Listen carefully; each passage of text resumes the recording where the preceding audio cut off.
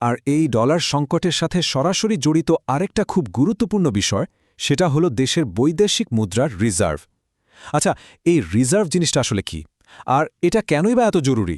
সবচেয়ে সহজ ভাষায় যদি বলি, ফরেন রিজার্ভ হল একটা দেশের সেন্ট্রাল ব্যাংকের মানি ব্যাগ, যেখানে ডলারের মতো বিদেশি মুদ্রা জমানো থাকে। এটা অনেকটা আমাদের পরিবারের ইমার্জেন্সি ফান্ডের মতো। যে কোনো বিপদে আপদে এই ফান্ডটাই ভরসা।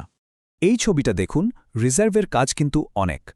আমরা যে জ্বালানি তেল ব্যবহার করি বা বিদেশ থেকে যে খাবার আসে, এই সব জরুরি জিনিস আমদানি করা থেকে শুরু করে দেশের মুদ্রার মান ধরে রাখা, এমনকি বড় কোনো অর্থনৈতিক ধাক্কা সামলাতেও এই রিজার্ভই কিন্তু একমাত্র ভরসা। আর এখানেই কিন্তু আসল উদ্বেগের কারণটা লুকিয়ে আছে। দেখুন, 2021 সালের আগস্টে আমাদের রিজার্ভ ছিল $48 বিলিয়ন, যা ছিল একটা রেকর্ড। আর এখন সেটা কমতে কমতে প্রায় $20 বিলিয়ন এসে ঠেকেছে, মানে অর্ধেকেরও বেশি কমে গেছে। দেশের অর্থনীতির জন্য এই ধাক্কাটা কিন্তু অনেক বড়। তো এইরকম একটা কঠিন অর্থনৈতিক পরিস্থিতিতে বাংলাদেশ সাহায্য চেয়েছে আন্তর্জাতিক মুদ্রা তহবিল বা IMF-এর কাছে। এখন চলুন দেখি এই সংকট থেকে বের হতে IMF ঠিক কী পথ দেখাচ্ছে। অর্থনীতিকে স্থিতিশীল করতে IMF বাংলাদেশকে $4.7 বিলিয়ন একটা ঋণ প্যাকেজ অনুমোদন করেছে। কিন্তু এই টাকাটা এমনি এমনি আসছে না, এর সাথে জুড়ে দেওয়া হয়েছে কিছু গুরুত্বপূর্ণ শর্ত বা সংস্কারের পরামর্শ। IMF-এর মূল পরামর্শ মূলত তিনটা। প্রথমত, টাকার বিনিময় হারকে বাজারের ওপর আরও বেশি করে ছেড়ে দিতে হবে, মানে চাহিদা আর যোগানই ঠিক করবে ডলারের দাম কত হওয়া উচিত।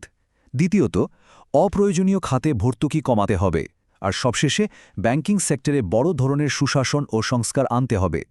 এখন আসল প্রশ্ন হল, এই সব বড় বড় নীতিগত পরিবর্তন কি শেষ পর্যন্ত আমাদের সেই 100 টাকার নোটের মান ফিরিয়ে আনতে পারবে? এই সংস্কারগুলোর চূড়ান্ত লক্ষ্যটা আসলে কি?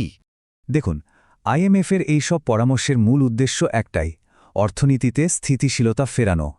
যদি ডলারের দাম একটা যৌক্তিক জায়গায় এসে স্থির হয়, তাহলে বিদেশ থেকে জিনিস আনার খরচ কমে আসবে, আর সেটা হলে ধীরে ধীরে দেশের বাজারেও জিনিসপত্রের দাম নিয়ন্ত্রণে আসতে পারে।